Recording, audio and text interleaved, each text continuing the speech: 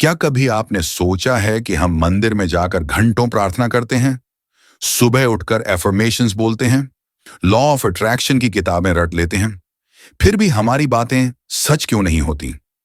आप शीशे के सामने खड़े होकर चिल्लाते हैं, I am successful, I am powerful, लेकिन ठीक उसी वक्त आपके दिमाग के किसी कोने से एक बारीक सी आवाज आती है जो कहती है, झूठ, तुम डरे हुए हो, तुम खाली हो।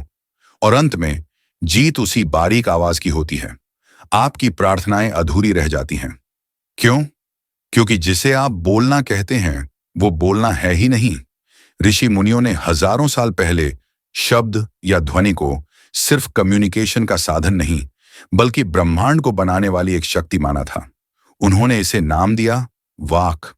आधुनिक विज्ञान कहता है कि शब्द वो है जो कानों को सुनाई दे, लेकिन हमारा प्राचीन विज्ञान कहता है कि जो शब्द आपके होठों से बाहर निकलता है वो तो उस प्रक्रिया का अंत है, शुरुआत नहीं। जैसे एक पेड़ के सूखे पत्ते जमीन पर गिरते हैं, वैसे ही हमारे बोले गए शब्द वैखरी सिर्फ एक परिणाम है, लेकिन उस शब्द की जड़ें, उसका बीज कहीं और है, बहुत गहरे अंधेरे में। सच तो यह है कि होठों पर आने से पहले एक शब्द आपके शरीर के भीतर 3 बार जन्म ले चुका होता है। एक बार आपकी नाभि में, फिर आपके हृदय में और फिर आपके गले में। हम और आप पूरी जिंदगी सिर्फ चौथे स्तर यानी जुबान पर जी रहे हैं। यही कारण है कि हमारे शब्द खोखले हैं।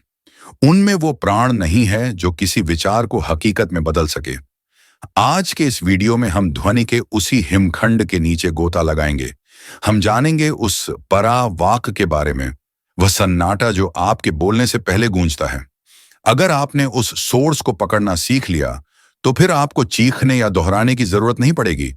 आप बस एक संकल्प लेंगे और अस्तित्व उसे पूरा करने के लिए बाध्य हो जाएगा। स्वागत है ध्वनि के विज्ञान में। चलिए इस शोर के पीछे छिपे सन्नाटे को समझते हैं। तो आखिर यह वाक या डिवाइन स्पीच है क्या? साधारण भाषा में हम सोचते हैं कि वाक का मतलब है बोलना, लेकिन ऋग्वेद में कहा गया है कि वाक वह शक्ति है जिससे चेतना पदार्थ में बदलती है, यानी एक विचार का ठोस हकीकत बन जाना। हमारे ऋषियों ने ध्वनि की इस यात्रा को 4 स्पष्ट चरणों में बांटा है। इसे आप एक सीढ़ी की तरह समझ सकते हैं जो नीचे से ऊपर की ओर आती है, मूलाधार से विशुद्ध तक। ये 4 स्तर हैं, परा, पशंती, मध्यमा और वैखरी। इसे समझने के लिए मैं आपको एक बहुत ही सटीक उदाहरण देता हूं। कल्पना कीजिए एक धनुर्धर की। सबसे अंत में आता है वैखरी। ये वो तीर है जो कमान से छूट चुका है, वो शब्द जो आपने अपने मुंह से बोल दिए। अब आप इसे वापस नहीं ले सकते। ये दुनिया के लिए है, भौतिक है और स्थूल है। हम और आप इसी स्तर पर अटके हुए हैं। इससे थोड़ा पीछे चलिए तो आती है मध्यमा। यह वह अवस्था है जब धनुर्धर ने कमान पर तीर चढ़ा लिया है और प्रत्यंचा खींच रहा है। तीर अभी छूटा नहीं है, लेकिन तनाव पूरा है। यह आपके दिमाग में चलने वाली वह आवाज है जो कभी चुप नहीं होती। आप होंठों से कुछ नहीं बोल रहे, लेकिन अंदर एक लंबी बातचीत चल रही है। यह विचारों का स्तर है। उससे और गहरे उतरें तो मिलती है पश्यंती। पश्यंती का अर्थ है देखना। यह वह पल है जब धनुर्धर ने न तीर उठाया है, न कमान खींची है। उसने बस अपने लक्ष्य को देखा है। यहां कोई शब्द नहीं है, कोई वाक्य नहीं है, बस एक चित्र या एक एहसास है। जब आपको कोई बात अचानक समझ आती है तो वह फ्लैश पश्यंती है, और अंत में सबसे गहरे तल पर मूलाधार चक्र में बैठी है परा। यह वह संकल्प है, वह इच्छा शक्ति है जिसने धनुर्धर को धनुष उठाने पर मजबूर किया। यह मौन है, यह वह बीज है जहां से बाकी तीनों स्तर पैदा होते हैं। यह विशुद्ध चेतना है। समस्या यह है कि हम तीर तो बदलना चाहते हैं, लेकिन उस हाथ को नहीं बदलते जो उसे चला रहा है। अगर परा में डर है तो वैखरी में आत्मविश्वास कभी नहीं आ सकता, चाहे आप कितनी भी एक्टिंग कर लें। आइए अब इन एक एक परतों को खोलते हैं और देखते हैं कि हम गलती कहां कर रहे हैं। शुरुआत करते हैं सबसे बाहरी परत से, जिसे हम वैखरी कहते हैं। यह वह आवाज है जो आप अभी सुन रहे हैं। यह शब्दों की दुनिया है, यह ठोस है, यह भौतिक है, लेकिन आपको यह जानकर हैरानी होगी कि ऊर्जा के मामले में यह ध्वनि का सबसे कमजोर रूप है। क्यों? क्योंकि जब तक कोई विचार परा से चलकर आपकी जीभ तक आता है, वह अपनी बहुत सारी ऊर्जा खो चुका होता है। वैखरी सिर्फ कारतूस का खोखा है, बारूद नहीं। बारूद कहीं और है, और वह बारूद छिपा है इसके ठीक पीछे, तीसरे स्तर पर, जिसे मध्यमा कहते हैं। मध्यमा का अर्थ है बीच का। यह आपके होंठों और आपकी आत्मा के बीच का शोर है। यह वह आवाज है जो आपके सिर के अंदर 24 घंटे चलती रहती है। जब आप चुप बैठे होते हैं, होंठ बंद होते हैं, तब भी एक रेडियो आपके दिमाग में चल रहा होता है। उसने मुझे ऐसा क्यों कहा? कल क्या होगा? लोग क्या सोचेंगे? यही वह जगह है जहां आपके सारे मैनिफेस्टेशंस और संकल्पों की हत्या होती है। इसे ध्यान से समझिए। लॉ ऑफ अट्रैक्शन फेल क्यों होता है? मान लीजिए आपने वैखरी जुबान से बोला, मैं बहुत शांत और सफल हूं, लेकिन ठीक उसी नैनो सेकंड में आपकी मध्यमा, दिमाग की आवाज धीरे से फुसफुसाती है, झूठ मत बोलो, तुम अंदर से घबराए हुए हो। अब सवाल यह है कि ब्रह्मांड किसकी सुनेगा, आपकी जुबान की या आपके दिमाग की? शास्त्रों का एक अटल नियम है, सूक्ष्म हमेशा स्थूल से ज्यादा शक्तिशाली होता है। आपकी जुबान वैखरी झूठ बोल सकती है, लेकिन आपकी मध्यमा आपके असली विश्वास को जानती है। इस लड़ाई में हमेशा मध्यमा की ही जीत होती है। जब तक इन दोनों में विरोधाभास है, आप चाहे करोड़ों मंत्र जप लें, नतीजा शून्य ही रहेगा। अगर आप अपनी वास्तविकता बदलना चाहते हैं, तो आपको जुबान को छोड़ना होगा और इस मध्यमा के शोर को शांत करना होगा। लेकिन यह कैसे होगा? इसके लिए हमें और गहरे उतरना होगा। मध्यमा के उस लगातार चलते हुए शोर से और गहरे उतरें तो हम एक बहुत ही रहस्यमयी दुनिया में कदम रखते हैं। यह ध्वनि का दूसरा स्तर है, पश्यंती। संस्कृत में पश्य का अर्थ होता है देखना, तो पश्यंती का शाब्दिक अर्थ है वह ध्वनि जिसे देखा जा सके। ये सुनकर आपको अजीब लग सकता है, ध्वनि को कोई कैसे देख सकता है? लेकिन सच ये है कि आप अपनी रोजमर्रा की जिंदगी में इसका अनुभव हर वक्त करते हैं, बस आपको इसका पता नहीं चलता। इसे एक उदाहरण से समझते हैं। मान लीजिए आप एक पहाड़ की चोटी पर खड़े हैं और आप एक बहुत ही खूबसूरत सूर्यास्त देखते हैं। जिस पल आपकी नजर उस सूरज पर पड़ती है, उस पहले 1 सेकंड में क्या होता है? क्या वहां कोई शब्द होते हैं?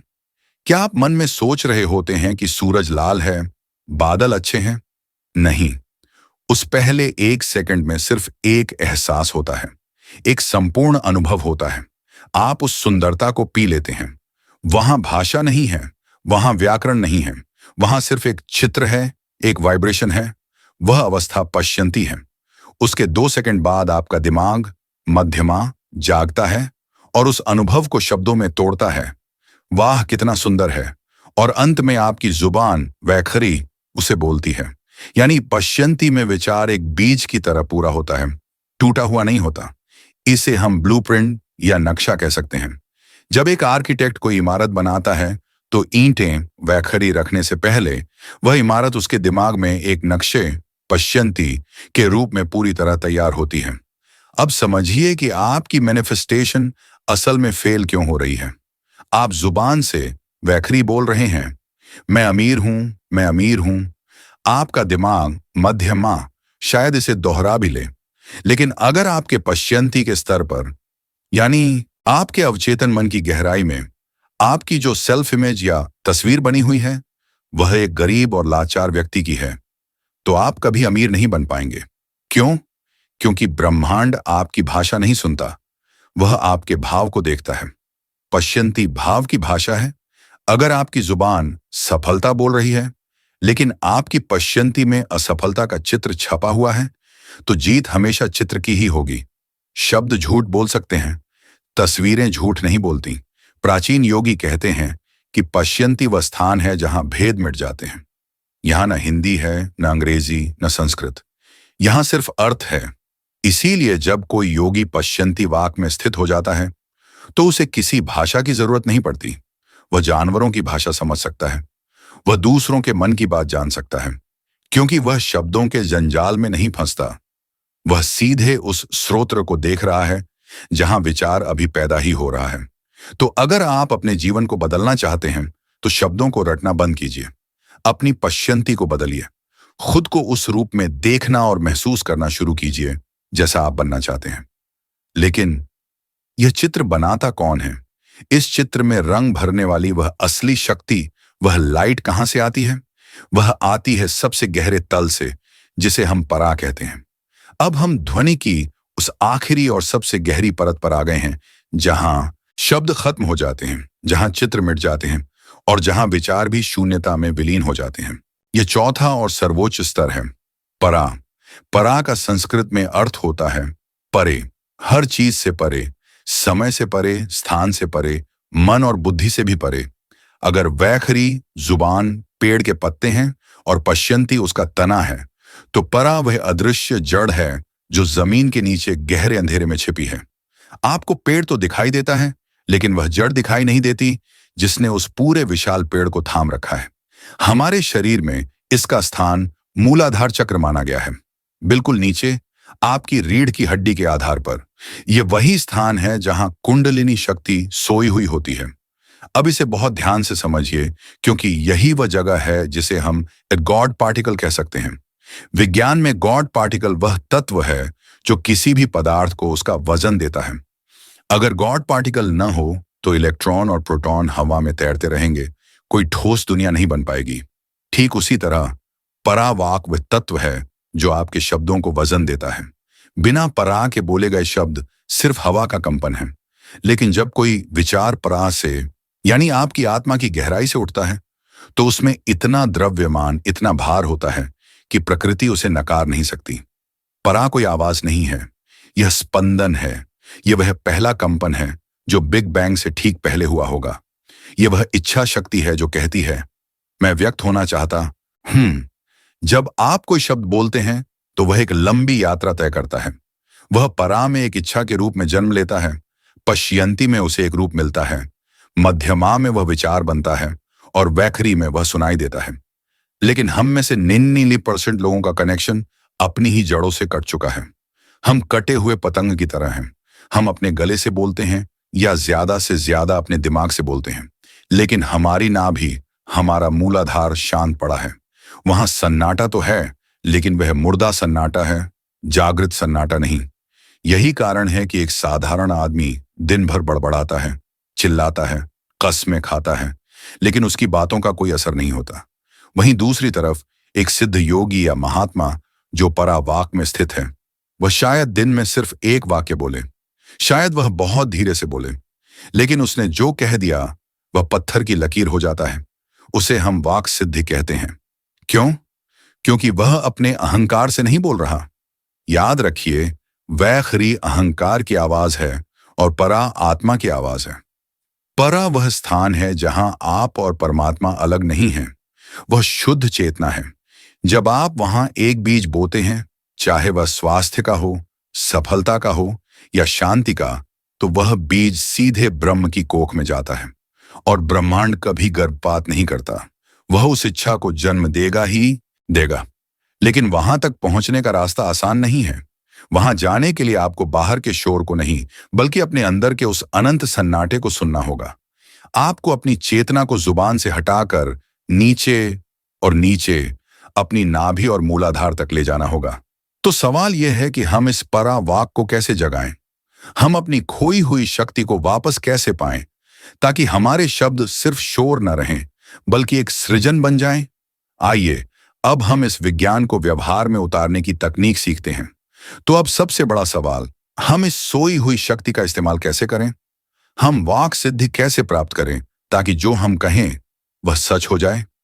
जवाब है अलाइनमेंट। देखिए, एक साधारण बल्ब की रोशनी और एक लेजर बीम में क्या फर्क है? रोशनी दोनों ही हैं, लेकिन बल्ब की रोशनी बिखरी हुई होती है, जबकि लेजर की रोशनी एक सीधी रेखा में अलाइंड होती है। इसीलिए वह लोहे को भी काट सकती है। आपकी वाणी अभी उस बल्ब की तरह है, बिखरी हुई। आपकी जुबान कुछ और बोल रही है, दिमाग मध्यमा कुछ और सोच रहा है और नाभि परा में कुछ और ही चल रहा है।